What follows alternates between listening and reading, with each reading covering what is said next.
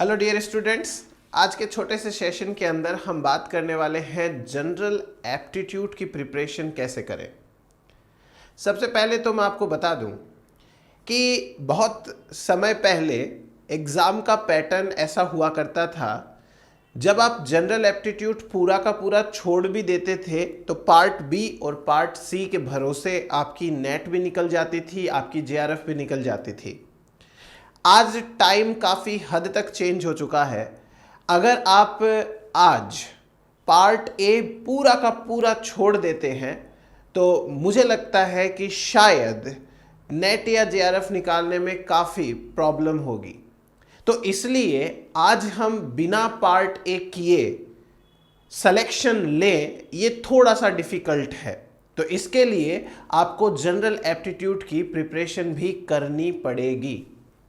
General aptitude की preparation करने से पहले आपको अपने आप को ये एक्सप्लेन करना पड़ेगा कि आपको जनरल एप्टीट्यूड की प्रिपरेशन करनी है।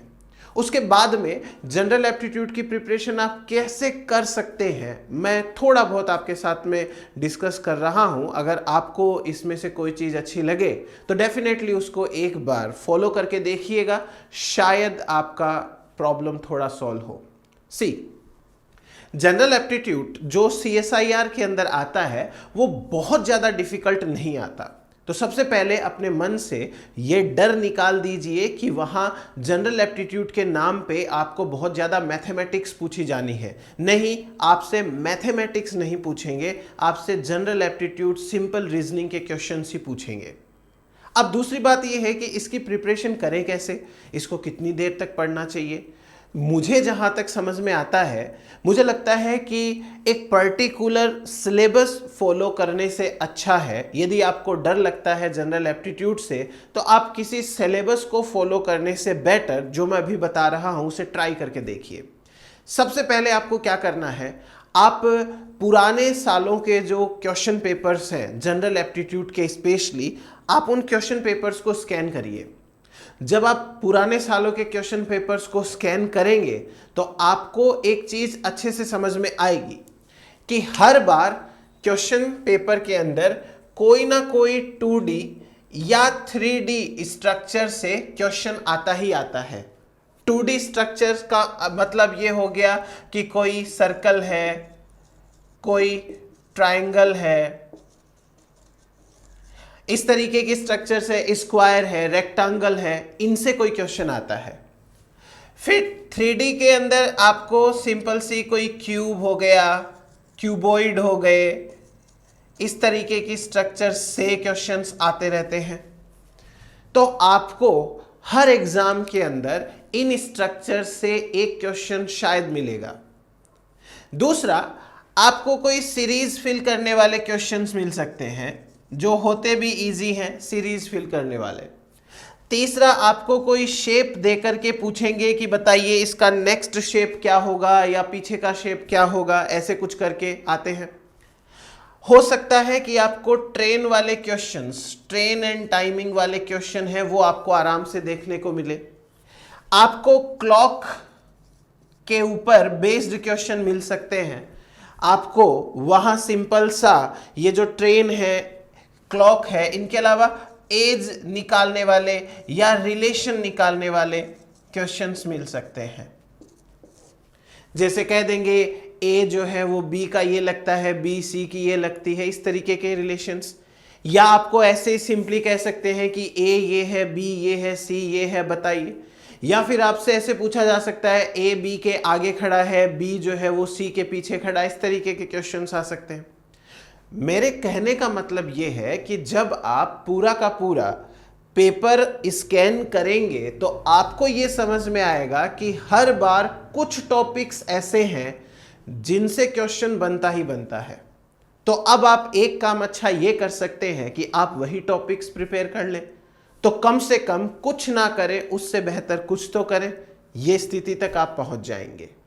देन उसके बाद में अगर आप जनरल एप्टीट्यूड की प्रिपरेशन थोड़ी ठीक से भी करना चाहते हैं तो आपको देखो क्या करना चाहिए। मैंने बताया कि 2D 3D ये सारे टॉपिक्स वो टॉपिक्स हैं जिनसे लगभग हर बार सवाल आते हैं। जैसे बात करेंगे हम सर्कल की, तो सर्कल में आपसे ज्यादा से ज्यादा क्या पूछ सकते हैं? सर्कल का एरिया पूछ सकते हैं, सर्कल में आपको सरकमफ्रांस निकालना पूछ सकते हैं, रेडियस निकालना पूछ सकते हैं। क्यूब के अंदर आपको क्या पूछेंगे? वॉल्यूम पूछ लेंगे, सरफेस एरिया पूछ लेंगे, टोटल जो है वो एरिया पूछ लेंगे। तो ऐसे सिंपल सिंपल क्वेश्चंस आएंगे एग्जाम के अंदर। अब आप एक काम करिए, आप डेली का एक फॉर्मूला लर्न करिए, सिर्फ एक, ना ज्यादा ना कम। यदि आप डेली का एक फॉर्मूला लर्न करते हैं, जैसे आज लर्न कर लिया सर्कल का स्क्वायर का फॉर्मूला क्या है और उससे रिलेटेड 2 सवाल सॉल्व कर लिए, अगले दिन आप पिछला फॉर्मूला रिवाइज करिए, उसके बाद अगला एक फॉर्मूला जो है वो लर्न करिए। ट्राइंगल का आप एरिया कैसे निकालते हो वो याद कर लीजिए, रेक्टेंगल का एरिया कैसे निकालेंगे वो याद कर लीजिए। तो आपको समझ में आएगा कि सारे के सारे टॉपिक्स में अगर मिलाकर के भी बात करें तो 50 फॉर्मूला भी शायद नहीं है, 50 फॉर्मूला भी नहीं है। अगर आप एक फॉर्मूला पर डे याद करते हो तो आप सोचो कि एग्जाम आते आते तो आपको कितने ही फॉर्मूला याद हो जाएंगे। और सबसे बड़ी बात यह है कि अगर आप कंटिन्यूटी रखते हो तो जनरल एप्टीट्यूड के अंदर इंटरेस्ट बन जाएगा, और जैसे ही इंटरेस्ट बना आप आराम से जनरल एप्टीट्यूड सॉल्व करना शुरू कर दोगे अपने आप। दिन का आधा घंटा पौन घंटा मोर देन सफिशिएंट है जनरल एप्टीट्यूड के लिए। बस हर रोज एक सवाल सॉल्व करना है, एक फॉर्मूला याद करना है, ये अपनी हैबिट का हिस्सा बना लीजिए, तो आप जनरल एप्टीट्यूड आराम से कर सकते हो। ये टॉपिक्स, कुछ ही टॉपिक्स लिखे हैं मैंने, बाकी आप एक बार क्वेश्चन पेपर को स्कैन करिए, आपको अपने आप समझ में आएगा कि इस टाइप के क्वेश्चंस हर बार आ रहे हैं एग्जाम के अंदर। सो बेटर है कि हम उन क्वेश्चंस को टारगेट करें। फॉलो मत करिए पूरा सिलेबस कि किसी बुक के अंदर इस टॉपिक से स्टार्ट किया है तो पहले वही टॉपिक पढ़ना शुरू करें। आपको कोई भी टॉपिक पसंद हो, आप उस टॉपिक को सॉल्व करना शुरू कर दीजिए, उसको लर्न करना शुरू कर दीजिए। फिर देखना कुछ ही दिनों के अंदर आपकी हैबिट बन जाएगी, आपको अच्छा भी लगेगा और जनरल एप्टीट्यूड आप कर पाओगे। एग्जाम के अंदर टोटल 20 सवाल आते हैं, मैक्सिमम 15 कर सकते हो, और अगर आपने ये फॉलो किया तो मुझे लगता है कि एग्जाम तक आप 15 में से 10 क्वेश्चन तो आराम से सही सही वाले सेलेक्ट कर सकते हो।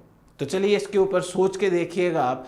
तब तक जो है मैं नेक्स्ट वीडियो लेकर के आता हूं आपके लिए एक नए टॉपिक के ऊपर। Thank you so much.